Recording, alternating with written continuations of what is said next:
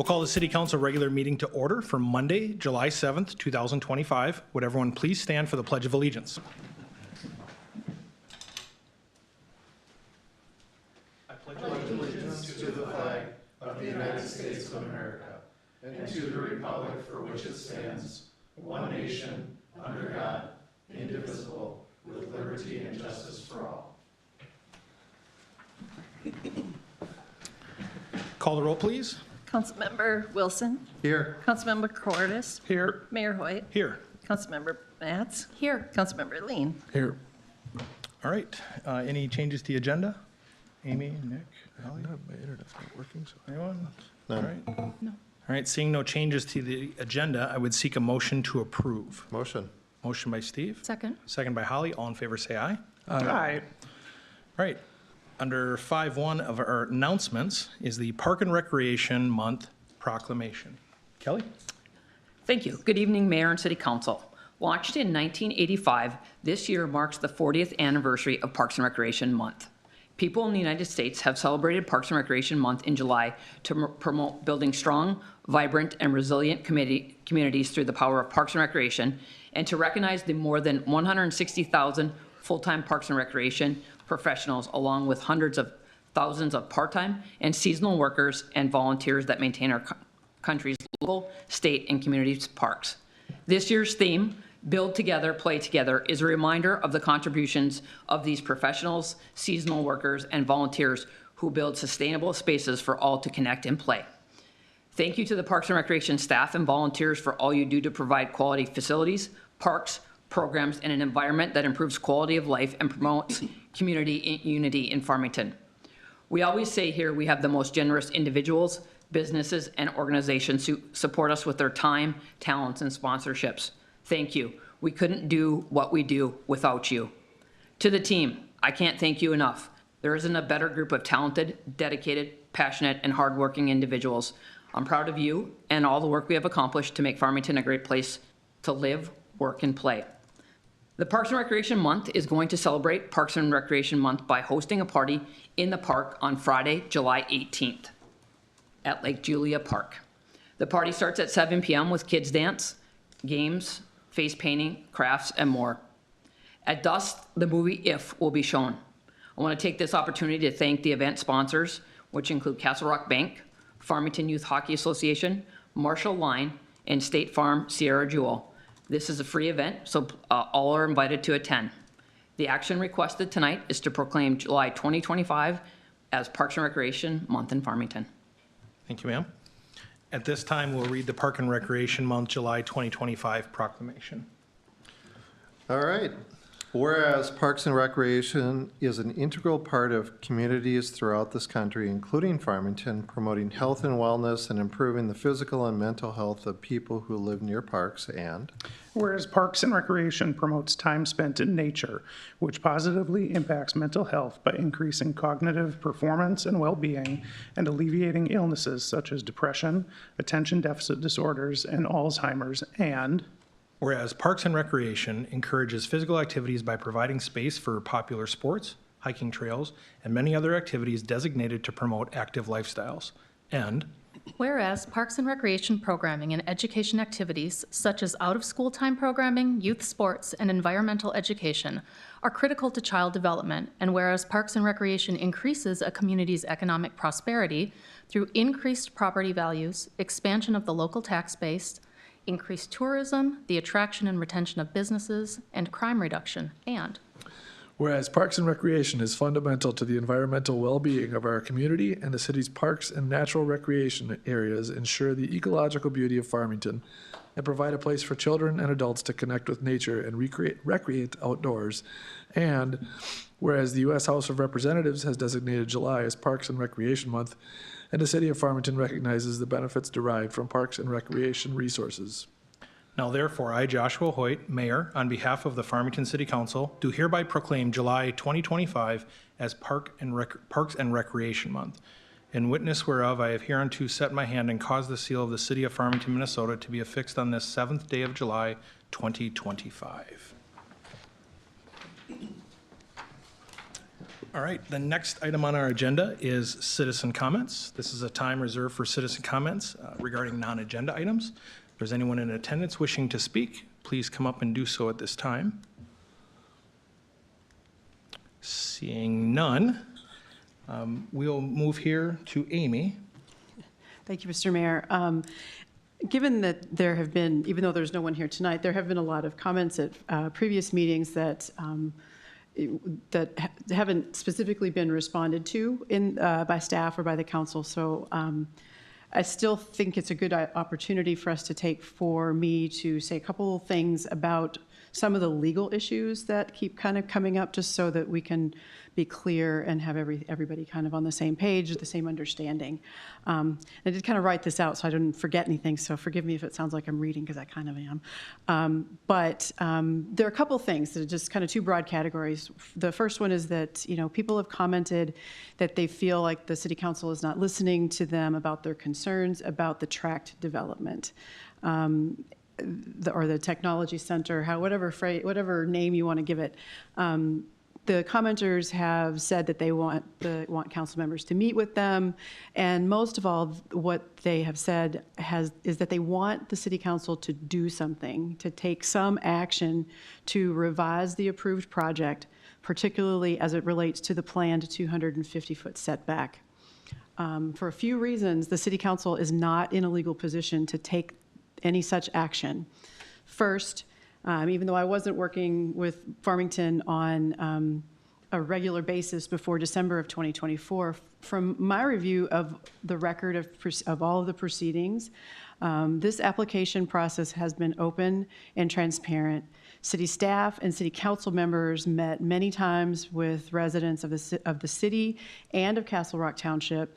There were many planning commission meetings, city council workshop and regular meetings, formal and informal meetings with staff and/or elected officials, and probably other meetings that I'm not aware of just because I wasn't here at the time, plus all of the individual conversations that council members might have had with residents and constituents.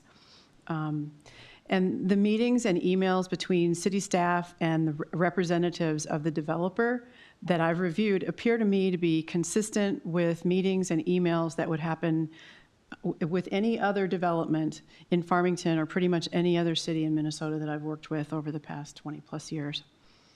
Second, the city is not in a legal position to do anything right now especially about the 250-foot setback. There's no application pending in front of the city council right now. The project at issue for the technology park and for the tract development, the application is complete. The rezoning and the PUD overlay, the preliminary and final plat, the AUAR, and the Met Council approval of the comp plan amendment, all of these processes are complete. So at this point, the council does not have the legal authority to reconsider any of these decisions or to rescind or revise any of the approvals that are complete. To do so could expose the city to further legal claims.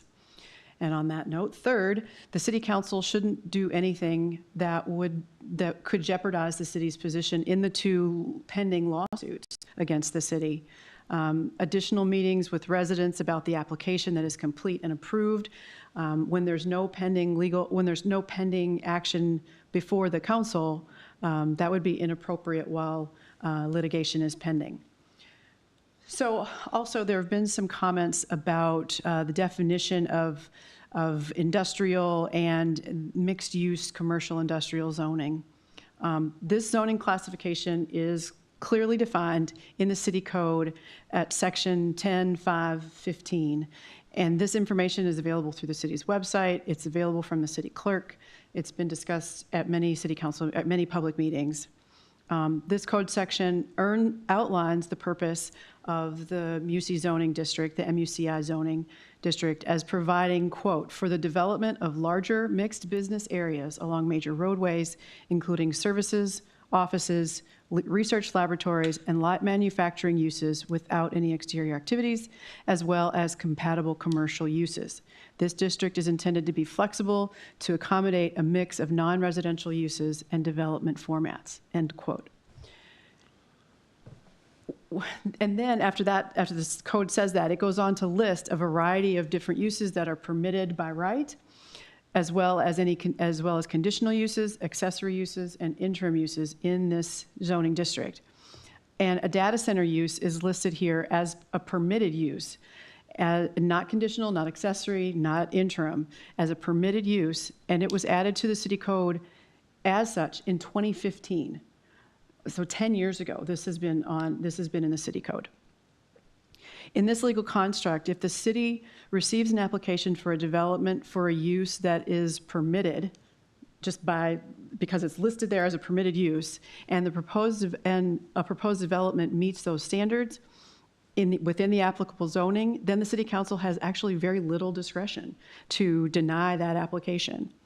The definitions and lists of permitted, conditional, accessory, and interim uses in the MUCI district in the Farmington Code are largely consistent with other city codes in Minnesota. There's nothing really unique or out of left field in your city code. And last, there seems to be a bit of a misunderstanding that by allowing an industrial use in the MUCI district, rather than putting it in an industrial district, that the city is somehow violating the city code. And that's just not the case. Industrial is allowed in this zoning district, and a data center is allowed as a permitted use under the city code. So one other thing I'll mention is that all of the information about all the processes that the city went through all the way back to 2022, all of it is available on the city's website. There's a single page where everything is there. You don't have to hunt and peck and try to piece it all together and connect the dots. It's all right there. All you have to do is type in the word data center in the search box on the city's homepage, and it'll come up as the first, or it should come up, it did for me, come up as the first item on the list. And all of it is right there. There are links to agenda packets and recordings of the meetings and all of the supporting materials. So unless there are other issues that you all would like me to try to address, from a legal perspective, I'll stop there. I can either come back next week with responses to additional legal issues or maybe try it on the fly tonight, but I'd be happy to, it'd be better for me to come back next week. No, I appreciate it. And it kind of brings everything full circle, right? So we may not all get the same message. We may get different messages from different people or the same person. And part of the response in making sure that there's a consistent message, not as to trip you up, right? But as making sure that we're stating things factually and correctly as a matter of formal record. So I definitely appreciate you taking the time to do this. And and this is to the residents, right? Citizen comments are for citizen comments. You can come up here and say anything you want. You can be vulgar, you can call me a piece of shit, it doesn't matter. You have that constitutionally protected right to come up here and say that. What we're going to do better of is making sure that rather than the responses hitting an email a week after the fact or 2 weeks after the fact, we'll have our legal counsel address items as much as reasonably possible in real time.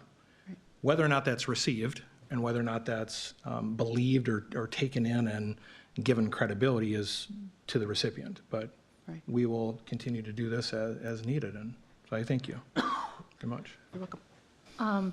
Before you continue, I actually have something that I want to say. And, it's interesting because it is in a relatively empty room this evening, but it's okay because I truly, at this point, I'm speaking for myself. I'm not speaking for my peers on council. I'm not speaking for staff. And I'm not speaking to any one particular group. I'm actually more interested in speaking directly to the residents of Farmington that have kind of been watching this unfold and is wondering what in the world is going on. Since January of 23, I have had the honor of serving this community as a city council member. For the past 15 months, we've been actively working through probably one of the most contentious issues we've faced to this point. It's what's widely known as the Farmington Technology Park Project, or the data center. And honestly, throughout the process, I've chosen mostly to listen. I've attended meetings, I've conducted site visits, I've engaged with other municipalities, developers, neighbors of existing large-scale projects. I've also been in local meetings to hear concerns and quietly gather information that I've needed to make the best possible decisions that I can make. And I've stayed quiet largely, not because of a lack of conviction, but because the environment it was no longer productive. It had actually become unproductive. The space for honest or respectful conversation had fully eroded. And I'm done with that tonight. So we're going to start with a few things that I want to address. First is the reoccurring claim that this is a project that's been developed in secret. It's not true that that has happened, and I want to be crystal clear about this. I have never been asked to sign, nor have I ever signed a non-disclosure agreement or an NDA related to this or any other project in my role as an elected official. That's a claim that's circulated widely. It's false. Do NDAs exist in economic development? Yes, they do. City staff will sometimes sign them to begin conversations with developers. That's a standard practice on both private and public sectors, but regardless of that fact, I was never bound to silence. Nor have I withheld any information that I was legally or ethically allowed to share. Everything that I know, I have spoken about openly, and to my knowledge, no one at the city has ever withheld any public information either because of an NDA. I mean, even today, I'm talking openly within the constraints of current litigation, but I'm speaking openly. And yeah, it's written down because there's a lot. So another false narrative is a claim that council members are conspiring behind closed doors, that we're somehow making decisions long before the public is aware. And that too is incorrect. Very often, I learn about proposed projects in real time. I learn about them during public work sessions, like the one that was just held for the last 2 hours, or when information is brought before the Economic Development Authority or our boards and commissions. And while we use work sessions to explore and understand complex proposals, there aren't secret handshakes or backroom deals that are being made. To suggest otherwise is not just inaccurate, it's offensive to the integrity of the process and to the people that are behind it. Most of our meetings, frankly, are held in nearly empty rooms. The decisions being made are public, the materials are accessible, but many residents are simply too busy living their own lives to engage deeply in the process, and that's okay. Like, there's no fault in that. What's not okay is when the shift in tone we're seeing now, where civil disagreement is replaced by personal attacks. Personal attacks on staff, on your neighbors, on your friends, and yes, even on us as council members. Somewhere that crossed the line from civic engagement into straight harassment. Sound bites and half-truths fill public comment, social media and community platforms. And while I don't have time to address all of them, I am gonna highlight a few. There are some individuals that have claimed that our city is somehow spying on its residents. And unless if I am completely misinformed, we're gonna back up to a library meeting that occurred last fall because community members invited us as council members to be there. I went to that meeting. And at the meeting, organizers there asked everyone in attendance, including me, to write down our email addresses to be included on the group's distribution list. To my surprise, we fast forward a few months, and now we're hearing concerns that as a council member, I may have received emails from staff that originated from that list. The one that I was specifically asked to include myself on. Again, let me be clear. There's no member of city staff that has forwarded those emails to me, but I do find it very odd to suggest that there is somehow wrongdoing by our staff when just a few months ago, I was directly asked to join the same list. During the discovery time of our process, the first several months, I showed up in driveways, I showed up in backyards, parking lots, the library, at public forums. Last fall, I stood in the atrium for nearly 2 hours, listening, answering questions, offering insight. I spoke with residents, I toured other cities. I talked with developers and worked for meaningful improvements to the plan, increased buffers, expanded setbacks, better access routes. Every concern that I could reasonably advocate for, I did. A few residents have stood right here in chambers and said that I am a puppet or that I'm being controlled, that I'm blindsided by money, or even that I'm afraid of our mayor. Some say that it's part of some secret deal. As an elected official, I take the time to be informed, to gather information, to talk to experts, to talk to residents and make judgments and decisions based on that, even if they're unpopular with a small but vocal group.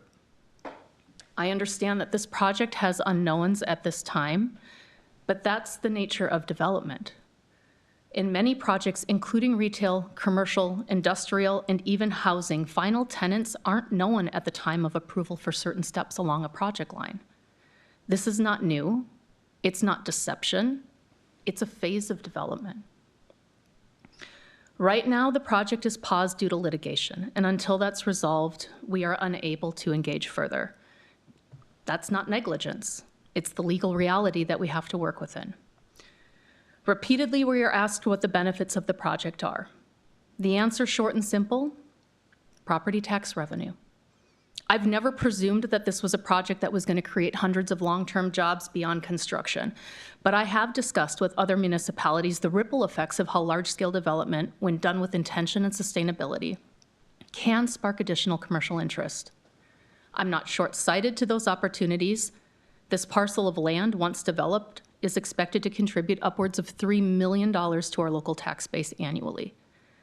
To put that into perspective for people that are just listening for the first time, we would have to add 30 additional top-tier taxpayers on par with Valmont, the Legacy Partners, or Dakota Electric, just to match that same level of impact. That's not 30 small businesses. That's 30 of our largest contributors. And as our city grows, our residents want and deserve the same level of public safety and public infrastructure services that we've all enjoyed. Making sure our tax base supports this is essential to the long-term health of our community. A financially healthy city typically generates about 15% of its revenue from commercial and industrial taxes. We're far below that. We're in the single digits. Our largest commercial taxpayer contributes under $1.7 million annually to roughly a $16 to $17 million budget. That doesn't sound too bad until you realize that our second largest commercial contributor pays less than $200,000 annually toward that same budget. It's not enough to support the services you expect or the services that you deserve without putting the majority of the weight of those needs back on our residents. Meanwhile, residential development costs more than it contributes. You can't residentially develop your way into a healthy tax base. The numbers aren't going to lie. On top of our operating budget, we have roughly $67 million in capital improvements needed over the next 5 years. These are not pet projects, as has been suggested. They are core needs, and they exist on top of the operating budget. If we do nothing, we're faced with two bad options. We either increase our taxes to unsustainable levels, or we cut our services to unacceptable levels. Neither option works for me.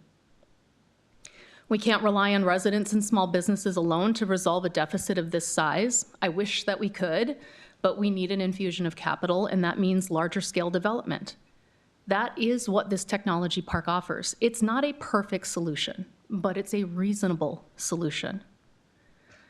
I've listened week after week as correlations are presented as cause. I've sat quietly while people talk about electricity and water consumption as if homes or other commercial developments don't use water.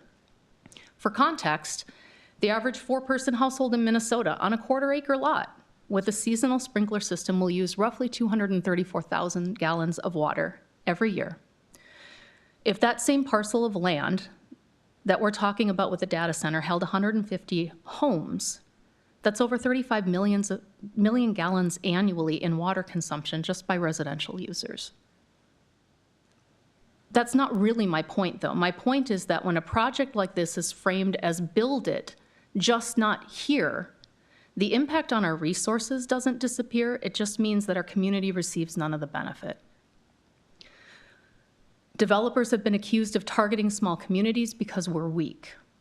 Let's think about it logically. Our climate is desirable in Minnesota. Our state's tax incentives, which, by the way, don't directly affect us, are desirable. Our access to open land and existing infrastructure is desirable. No one is coming after us. They're making sound business decisions based on a highly desirable and heavily consumed service. The service that we all use, the service called data. I've also been criticized for stating that I wouldn't want this in my backyard, as if I said that to justify it being in someone else's. And I'll repeat what I said then, tonight. No, I would not be thrilled. And that is not how I get to make my decisions. My responsibility is not to myself, it's not to 100 people, it's not to 500 people, it's not even to 5,000 people. It is to all 24,000 residents of Farmington. I have to look at the big picture, and that big picture includes urgent and real needs. I've also heard from many residents who support the project, but they're afraid to say so publicly because of the toxic tone of the conversation. That is not who we are as a community, and I fully believe that we can do better. We are a council of 5 individuals, and yet our mayor has taken the brunt of the character assassination aimed in our direction. I'm not going to rehash the name calling or the insults, but I do want to revisit one key phrase that's resurfaced again and again for a year. If you don't like it, then move. I would encourage anyone who has heard those words, especially in a soundbite, to go back and watch the full meeting. It's available on our website. It was a joint session held with the school district on August 21st, 2024. The tone of that meeting was grounded in the reality of our current situation, our opportunities and our obstacles. The mayor was offering historical context on how we got to where we are today, something he has consistently and openly spoken about with regard to the city's trajectory and the weight of the decisions that are made over time. He wasn't blaming prior councils, and neither am I. No one runs for office with the intention of screwing up a city. But we can look back with clarity and see how we got here. The statement, "if you don't like it, then move," has been misrepresented. It had nothing to do with this specific project or any particular belief. It came from frustration that while the line to criticize and gossip is often very long, the line to help, to encourage, or to get involved is often short to non-existent. Could the phrasing have been better? Sure. But the point stands. Our decisions today carry more weight because we're running out of time to correct course. We need a shared vision and the willingness to make difficult choices, especially when doing nothing is not an option. We're saving, cutting, and creatively seeking funding for our community's needs, but we also recognize our own potential, and we need to stop the constant negativity. That negativity doesn't begin or end with council decisions. It saturates our social media feeds and our community forums. And yes, developers see it, potential businesses see it, and when they do, I guarantee you it affects the decisions they make. Just last week, someone asked about the 4th of July events in Farmington, and the response online is, "It's Farmington, so nope." Now that might seem trivial in the context of the rest of what I'm saying, but to the volunteers who just poured their hearts into planning a multi-day community festival that ended not even 5 days earlier, it's a direct slap in the face. And it happens time and time and time again. Residents, some of you are very brave behind a keyboard. But my interpretation of the mayor's point, you can correct me if I'm wrong, is that if you really think that this community is terrible, and if you hate it that badly, and you have no intention of getting involved or helping to improve it, then yeah, you're free to leave. No one is going to force you to stay here. No one's going to force you to love something you don't love. But for those of you who want to see our city thrive, it's time to show up. I've reviewed all the documents. I've read every link and report on the coalition site and countless others. I've attended in-person meetings. I've had countless phone and in-person conversations. I have a good sense of this project.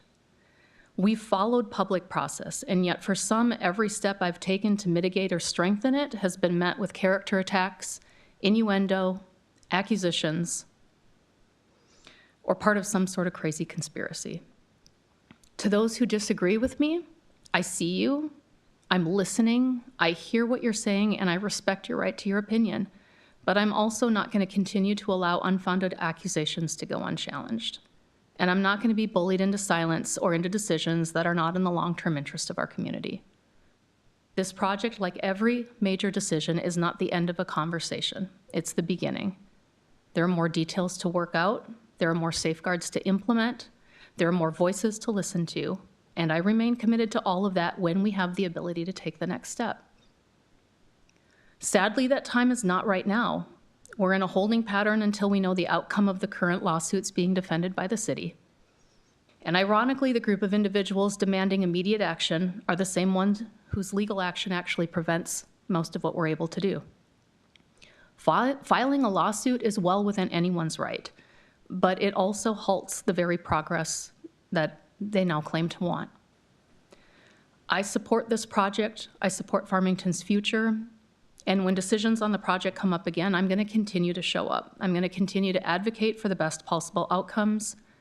I'm going to serve our community with honesty and empathy and long-range vision and the full weight of responsibility that this position demands, regardless of criticism. And I'm going to do it because it's who I am and it's what I was elected to do. Thank you. Well said, and very much appreciated.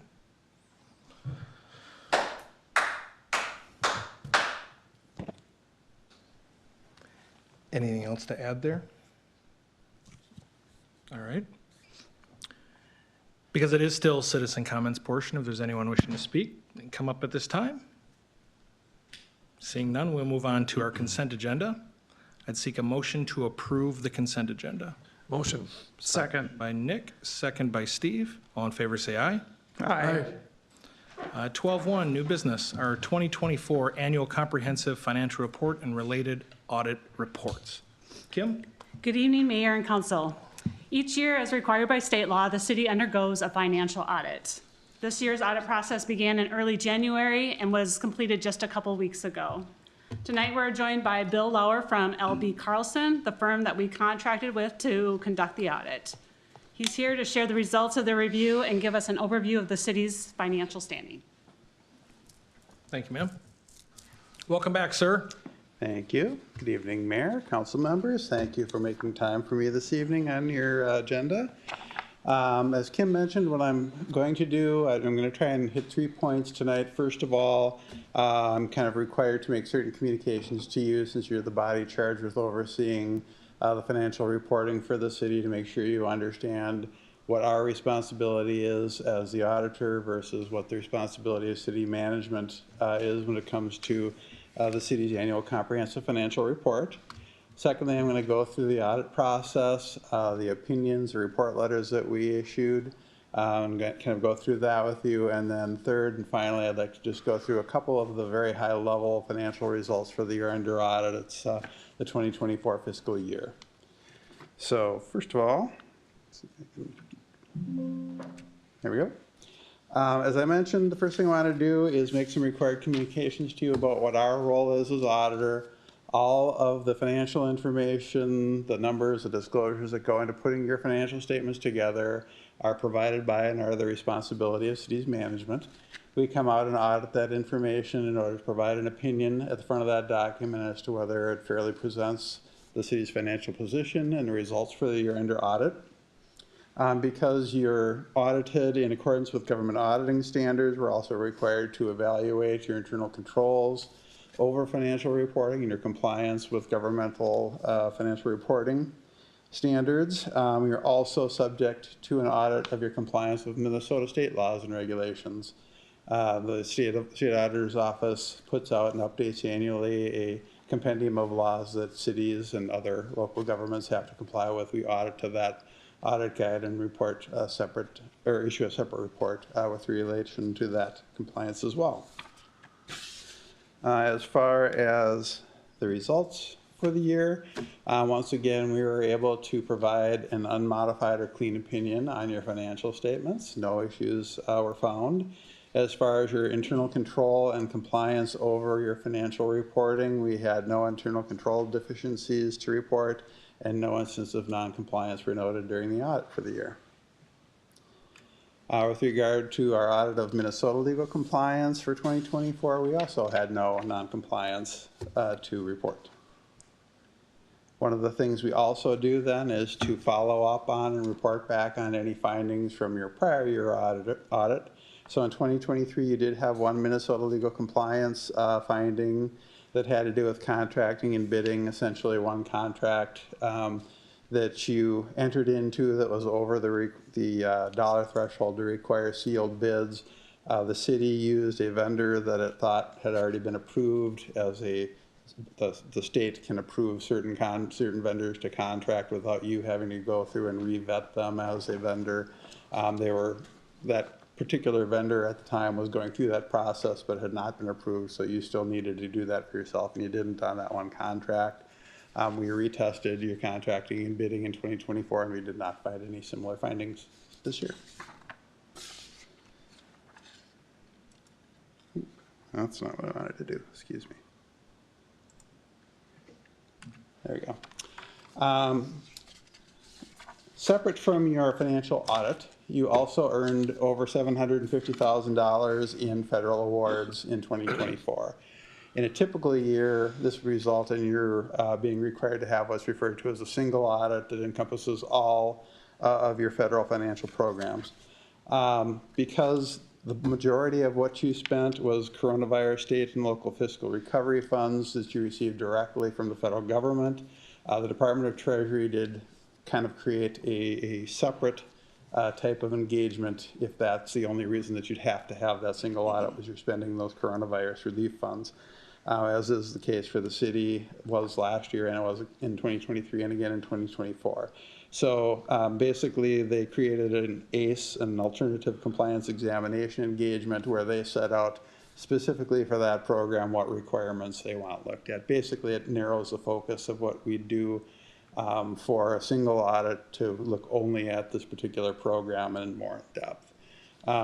You do not issue a schedule of expenditures of federal awards as you would if you had a single audit. Basically the only reporting is a written report as to whether or not you complied with the requirements that were put out there by the Department of the Treasury, and I'm happy to report that that again was also a report that you complied with, no non-compliance noted.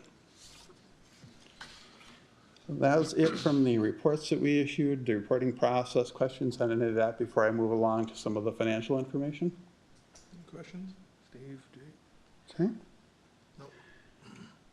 Then I'll briefly go through a few of the financial results for the 2024 fiscal year. Just to kind of remind you how your financial statements are put together. You maintain two different types of funds: governmental funds and proprietary funds. Your governmental funds are those that are primarily funded with your property tax levy. They include your general fund, special revenue funds, debt service, and capital project funds. And then you also have a number of proprietary funds, mainly enterprise funds for your utilities, and those are primarily funded with user fees. I'll start by talking about your governmental funds. This table, hopefully you can read those numbers, they're fairly small there, but the top portion of this shows your change in fund balance during the 2024 fiscal year. The top half shows that by the type of fund balance, and the bottom half shows it by major funds that you report in your financial statements. Your total fund balances in your governmental funds at the end of the year were about $37 million. That was about $8.7 million higher than the year before. As far as where those changes came from, on the top part of that, you'll see restricted fund balances went up by about $1.3 million. That is mainly due to tax abatement bonds that you issued to finance your Rambling River Center renovation, and you hadn't completed that project yet. So those restricted fund balances are sitting in one of the non-major funds reported there. The committed fund balances, these are fund balances that you as a governing body have committed fund balances in certain funds for specific purposes. That was the largest increase, about $5.2 million. There were a few things that drove that increase, mainly development related. In one case, your utility trunk fees, your utility trunk fund went up by about $2.4 million due to the developer trunk fees that you received in 2024. Park Improvement Fund also went up by about $740,000 due to park dedication fees collected on development during the year. And finally, your Emerald Ash Borer Capital Project Fund went up by about $1.3 million. And this mainly had to do with internal transfers. You closed down your Solid Waste Enterprise Fund, which basically was inactive for the most part in 2023, but you left the residual there and decided to transfer that into your Emerald Ash Borer Fund during 2024. And then finally, your unassigned fund balances, which you can use for any purpose without any mandates or restrictions, was about $2.3 million higher than the year before, and that's basically your unassigned fund balance in your general fund, give or take a few other small things.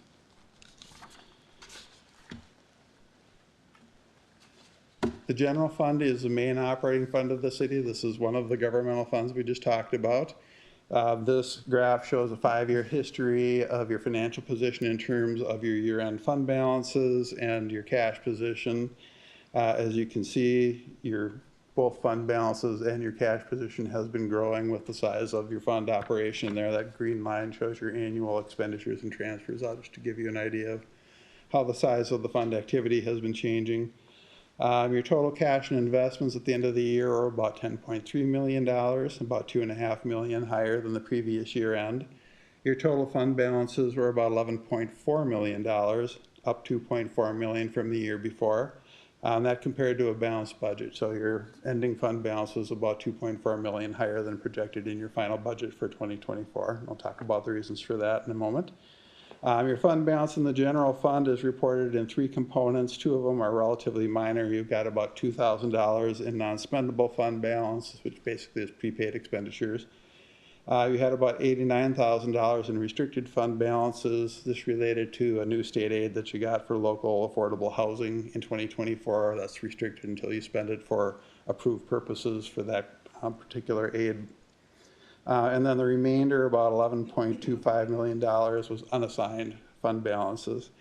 Your policy is to maintain a minimum unassigned fund balance. It's at least 40 to 50% of your annual budgeted expenditures and transfers for the following fiscal year. That fund balance at the end of 2024 was about 57% of your 2025 budgeted expenditures. So you're actually a little bit above your minimum fund balance policy.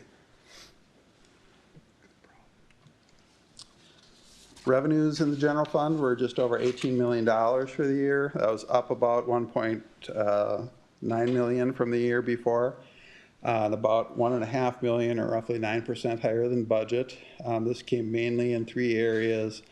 Intergovernmental revenues were about $255,000 higher than budget. Most of that was that local affordable housing new state aid that wasn't included in your budget. 2 areas were impacted by the increased development within the city. Your charges for services and license and permit revenues were both higher than budget by a combined roughly $700,000 due to more development than you've seen in recent years. And then what's got kind of as a catch-all category there, the all other revenues. That was about $580,000 over budget. Most of that is your investment income.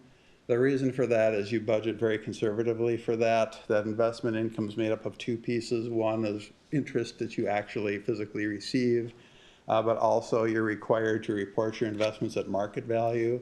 So those will change with the fair value, estimated fair value of your investments every year. But since you typically intend to hold those investments until they mature, you don't really realize any gain or loss on holding them until you sell those investments. So you basically budget more towards what you're going to get in physical interest during the year. So that you had a good year in your investment valuation. So that's part of the reason you were so far over budget there.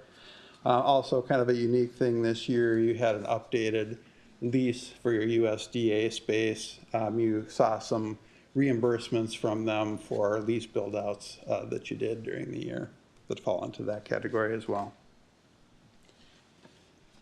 Your general fund expenditures were just over $16 million for the year. These were about $950,000 under budget, roughly $1.2 million or 8% higher than the year before. The two areas where you had the budget variance were primarily in public safety, which were about $497,000 under budget. Most of that was in salaries and benefits due to unfilled positions. Also, some of your other contracted service charges were lower than budget. Public Works was also about $525,000 under budget. Excuse me. That was partially also due to unfilled positions, and also you had lower supply costs in 2024 than you had projected. The other fund type that you maintain, as I mentioned, is proprietary funds. Most of those are what we refer to as enterprise funds. So these are where you're collecting user fees mainly to provide utility services. So you've got 4 now. You had 5 utility funds, but the solid waste fund was closed during the year. You still have sewer, water, stormwater, and streetlight funds. And then you also have your liquor fund operation. In total, I should also mention these funds are full accrual. So the difference between them and the general or the governmental funds we just talked about is all of the long-term capital assets, long-term bonds outstanding are reported in these funds where they're not in the governmental funds. So they're a little different look to the table here. So it's referred to as net position rather than fund balance, which at the end of the year in total for your enterprise funds was about $74 million, up about $1.7 million from the year before. Something to point out there is the bulk of that, about 68% roughly of your ending financial position is in that net investment in capital assets. That doesn't represent any spendable cash, or those are your basically utility infrastructure assets. The other thing to point out there is these are reported at cost, not replacement value. So, you know, you've got water, sewer infrastructure in there that you may have put in 20 years ago that would cost a lot more to replace. Just something to keep in mind when you're looking at setting rates. The depreciation gives you one measure of how they're aging, but it certainly doesn't project what it would cost to replace those in today's dollars. As far as the change from the prior year, basically all of your funds, taking out the solid waste fund transfer you mentioned, where that $1.46 million was transferred to your Emerald Ash Borer Fund. The rest of your funds did have positive operating years. You had operating income of about $1.5 million across all funds, another $1.1 million of other non-operating revenues such as investment income and other state grants, things of that nature. So income before transfers and contributions was about $2.7 million. You had capital contributions mainly from development of infrastructure for your utilities. Also, one project where you contributed some infrastructure from a street project that was paid for in the governmental funds. The total about $3.3 million that added to your equity. And then you transferred out about $4.3 million for a net change, you see there, of about $1.7 million. Those transfers, in addition to closing out the solid waste fund, you make annual transfers from these funds to support your general operations and the general fund and some other operating funds. Also, some of the bigger dollars go for financing portions of capital improvement projects. You make an annual transfer out of your liquor fund for park improvements. And I mentioned the Emerald Ash Borer transfer already. I'm not going to go through much detail here. I will just focus on your liquor fund for a moment because it is different from the other utility funds. Your liquor fund ended the year with a net position of about $2.9 million. The reason this is quite a bit different than your other utility funds is you lease your spaces, so you don't really have a big investment in capital assets for this fund. So 2.7 of that $2.9 million is unrestricted net position. That increased by about $476,000 from the previous year. Your gross sales for the year were just under $7 million, about a 3% increase from the previous year. Gross profit margins were very comparable to last year, maybe up a little more than 1%, about 26.8% on sales. Your operating income, kind of the last row down there, has been trending very nicely the last 3 years upward. You had $627,000 roughly in operating income in 2024. You transferred out about $224,000 for administrative costs and also your annual transfer to the Park Improvement Fund. And the last table I will share is a very, very condensed version of the first statement that's in your basic financial statements. This is the summary statement of net position. This includes all of the governmental fund activity we talked about, all of the enterprise fund activity we talked about. Basically, the top half of that, the governmental activities, relates to those governmental funds. The bottom part, business type activities, relate to those enterprise fund operations. The business type activities are on the same basis of accounting, so that breakdown of your net position there should look very familiar. It's dollar for dollar, same as we talked about in the funds. The change comes in the governmental activities. In those governmental funds, you're not reporting the long-term bonds outstanding, the long-term street, road, building infrastructure that you have. So this converts those funds to full accrual to give you some idea from a long-term perspective what happened with your change in net position of the city as a whole. So you did have total net position of about $150 million, increased about $12.4 million from the year before. We talked about the bottom part of this with the enterprise funds, so I'll focus just for a moment on the governmental activities where your total net position went up by about $10.7 million. Again, about $2.5 million of that was in that net investment in capital assets. That's usually driven by how quickly your assets are depreciating versus how quickly you're paying back any debt that you issued to buy or improve them. One of the reasons you're seeing that increase year to year is some of your capital assets are being financed with state funds. Some of your street improvements are financed with Minnesota state aid street dollars. And also you did receive some contributions from developers here for street infrastructure. Most of the increase then was in that unrestricted net position, about $7.75 million. Basically, when we talked about fund balance, that unrestricted or unassigned fund balance in your general fund, plus all of those committed or assigned fund balances, anything you control locally, basically flows into that unrestricted bucket. So some of those capital asset dollars that you have set aside for utility trunk, park improvement, your emerald ash borer, and the change in your general fund all kind of fall to that unrestricted net position. So that's what I typically share as far as number overview. Hopefully nobody's eyes are glazing over too much. Questions on any of that? All good. Steve, any questions? No questions. I really appreciate the good report as you bring us every year. And Kim, what an amazing job you did this year. And really, every year our finance department does a great job, but I know that this is a major activity for your department. And I think this is the first year I can recall in all my different years of serving that we haven't had any kind of a notation of a correction needed or a modification, and that's a huge tribute to you. So thank you. Okay. I'll just echo most of what Steve said. Thank you, Bill, for distilling these several hundred pages in the report to a succinct PowerPoint. And congratulations to Kim and team.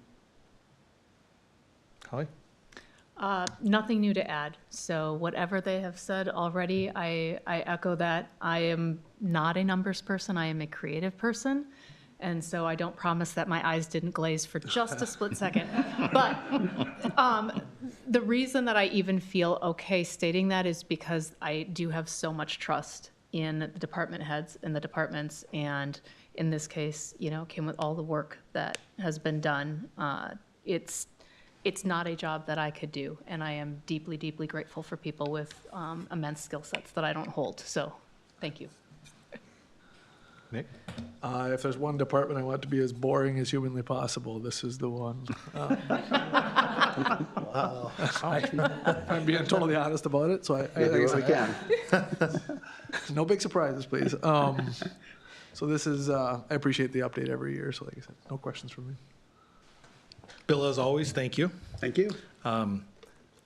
I won't use boring, I'll use predictable. That's a better term. Thank you.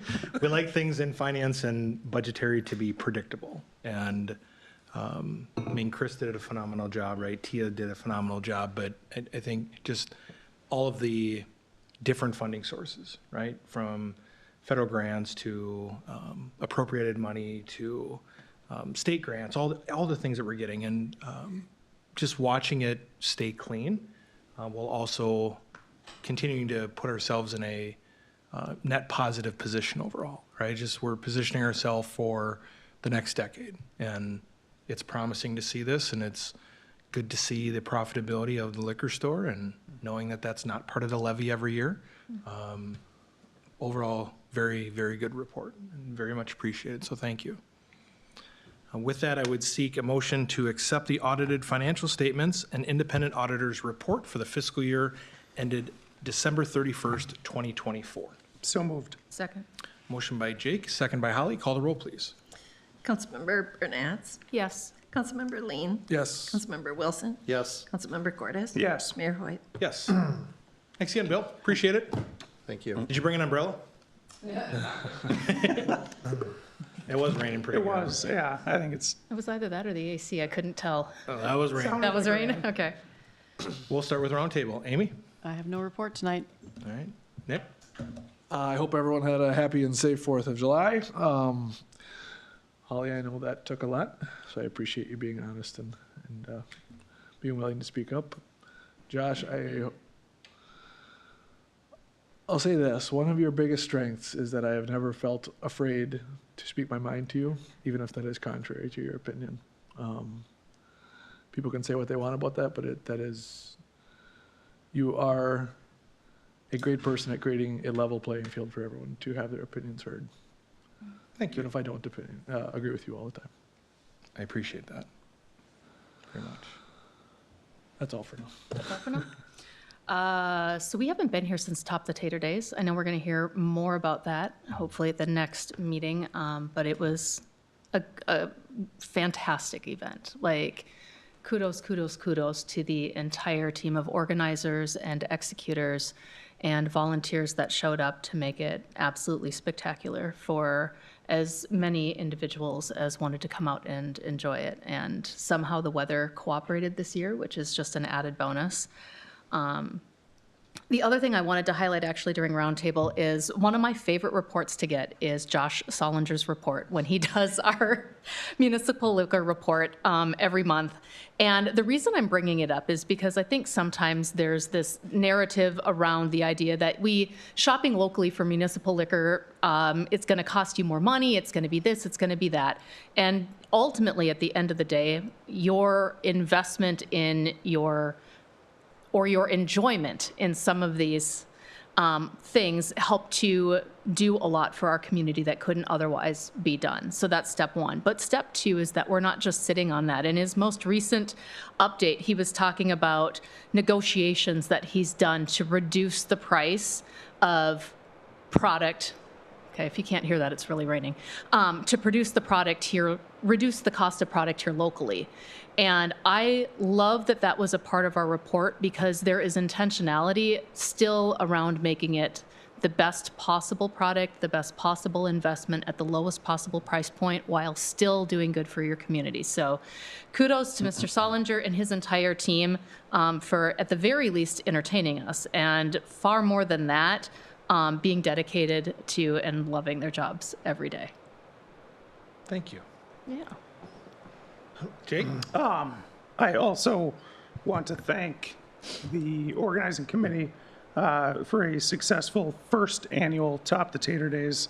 On Friday night, I was working the Rotary Bar, and people kept coming up, and I had the opportunity to talk to them, and I met people from Superior all the way down to Albert Lee, from east and west across the state, and from other states. And it was just remarkable, the number of people that came to Farmington. And at one point, somebody made the remark that, I haven't seen this many people downtown for 2 days or Top the Tater Days in a decade.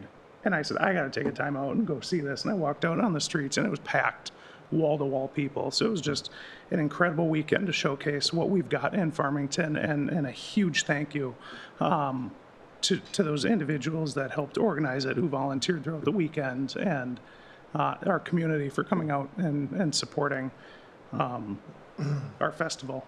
And Holly, thank you for sharing those words tonight. That was courageous from the heart, and I know it took a lot to say that. Steve? On our consent agenda, we approved a very nice donation from David McKnight for a treadmill for the fitness facility. And David is very generous to the city and, of course, served as our city administrator, council member, so just want to extend our thank you to him. I do want to, he will not be watching, it's a guarantee, but I do want to publicly congratulate Brad Mariska, our beloved band director, for winning the consolation, chip eating with the dip contest. It was Jeff Kerr, I, and Brad won because he was the only one that didn't break the chip. So congratulations to Brad. We'll have to learn from him next year. And lastly, Holly, I just want to thank you for your integrity, your honesty, and truly your commitment to serving the residents. I think I knew that you'd be an amazing council member when I first met you, and the dedication that you poured in to Rambling River Days a couple years ago. And even this year with all the amazing, incredible work that the volunteers and Kemps did, there's still people that you heard, I just want it to be due days, and that's fine. They can have that opinion. Top the Tater Days is such a great name, but again, going back to you, I know you've endured a lot over the past year, probably more than, many or any would have to just for serving. And as all of us up here know, we serve, our fire department serves, our police department serves, and the men and women who serve, there's a family member and kids at home and other activities that you're taking away from to serve the community. And, it's not a glamorous role. We don't make a lot of money doing it. But I would just want to thank you for having the courage to lead with conviction. As a colleague of yours on the council, I appreciate you. And I value everything that you bring to the council and to the city. So thank you. Shirley? I don't have anything tonight. All right. David? First, just want to thank you again for yet another productive work session. We look forward to bringing the items we discussed for further action here in the near future. As Chief Price isn't with us this evening, we had 5 firefighter candidates that began their onboarding this evening. You approved 3 more as part of the consent agenda, and we're looking forward to having hopefully 3 more on the consent for approval on July 21st. And then we'll have all 11 beginning the fire academy in September, which will be the largest class that Farmington has had in many, many years. So we're looking forward to that. The only other item I have is that a couple months ago, communications specialist Corinne Hajnicki submitted the city for 2 Northern Lights Awards through the Minnesota Association of Government Communicators. And we were informed last week that we are getting, both of those are getting awarded. One is for the city's website redesign, and then the other is for Josh Solinger's monthly liquor specials videos. So we don't know if there'll be a bronze award, a silver award, or a Northern Lights award, but we will find out at the awards ceremony on July 30th. That's all I have. Hulk's beer was the best one. Put that on repeat. Thank you. Deanna? Good evening, Mayor and Council. The one thing I have tonight is an announcement that on August 13th from 2 to 4 at the library, in conjunction with DCTC, we will be providing for free to our businesses of all sizes a class called AI for Business. And so, as you'll recall, we have been bringing our partner organizations to the EDA to have a discussion to really explore how we partner today, but then also look at how we can be partnering and additional value add that we can be providing our business community as well as our community at large. This is the first follow-on, I guess I can say, from one of those, or results from one of those conversations. And so we have been working with DCTC. They will be providing the instructor, the content.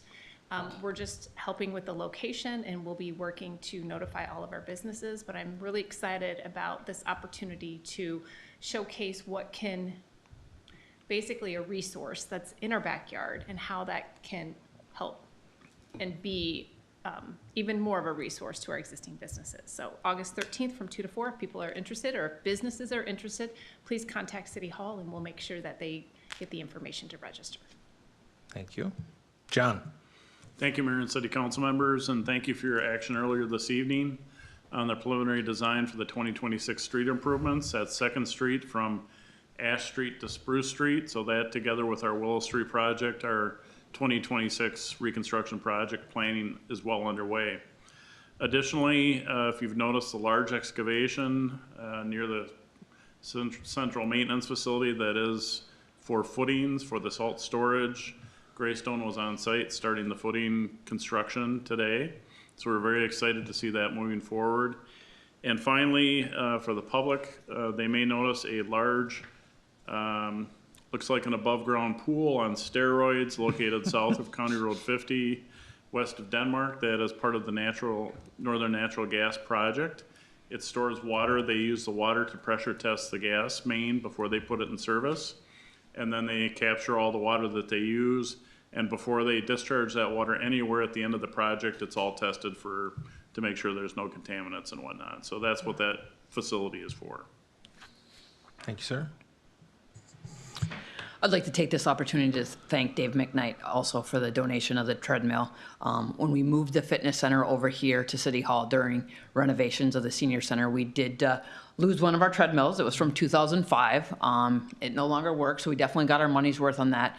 So him purchasing that treadmill was well needed. And he's just got such a soft spot for the seniors. So thank you, David, for everything you do for the Rambling River Center and the members there.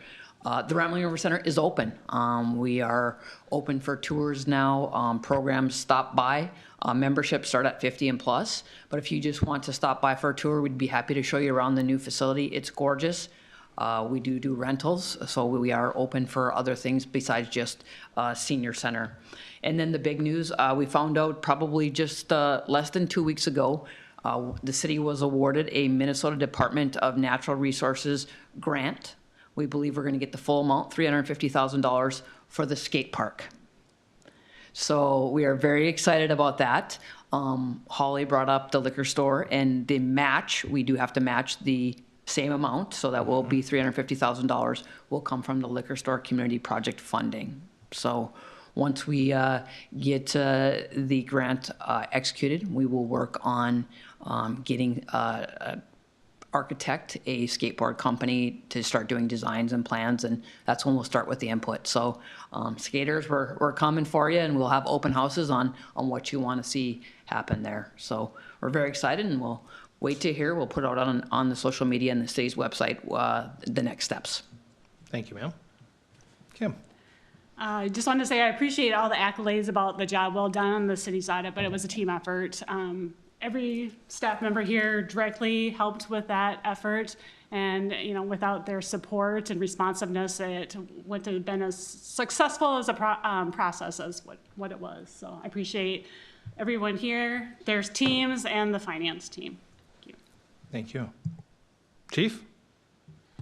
Mayor and Council, update on our security fence project. It is out for bid currently. The bid period closes on the 17th. We'll review those and hope to have a contract before you by your next meeting. Our other grant process right now is our IC Poet cadet positions. That's a $150,000 grant for 3 separate positions. We just had our first round of interviews for that 3rd position to be filled. That cohort starts September 8th. We have our second round of interviews this Friday. Our first candidate that was approved for hire graduated from Hennepin Tech last Thursday. He is taking his post-test tomorrow and hopefully be starting with us after next meeting. Beautiful. Mm-hmm. There's a lot of places to go there. I'll start with Top Tater Days. Like, what a phenomenal event. I mean, what an incredible week.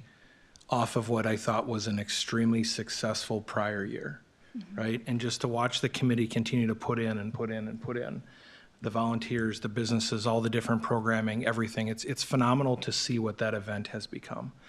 And even more so to feature a longtime local business as a primary sponsor, naming rights, and then to watch the collaboration of some of their business partners in the space, right? To watch Old Dutch and others come in and be a part of that. Like, when you look at an event like Due Days and you look at it from 79 to today and you see what it's done size-wise and event offerings and everything, it's hard to not look at it and see like, hey, this is a big event and it keeps growing. But I truly believe that the people that sit on that committee, the businesses that have long participated, whether it's sponsorship or activity-based, they're looking at it like it's here and we know it can go here. I think that's what's most exciting is you see the pictures of all of the people downtown and all of the events that they're doing, and you just go, and we're just getting started. Mm-hmm. Like Panaprog wasn't the event that it is today 30 years ago. Top the Tater Days is not going to be in 25, 20, or 26, 27 and years beyond what it is today. It's going to continue to grow. And that's more people coming into our community, experiencing what it is that Farmington has to offer, and deciding whether that's someplace that they want to live, work, or play in. And every year something big comes out of it. And I'm just excited for all of the progress that committee has made, the impact to our community. I mean, we got to feature a brand new, remodeled, amazing Rambling River Center at the same time. A lot of talk about it, and just continue to reinvest. On Holly, on your comments. One, I sincerely appreciate them. Contrary to what people might believe, I somehow told you to write that and make sure you say your things about me and us, right?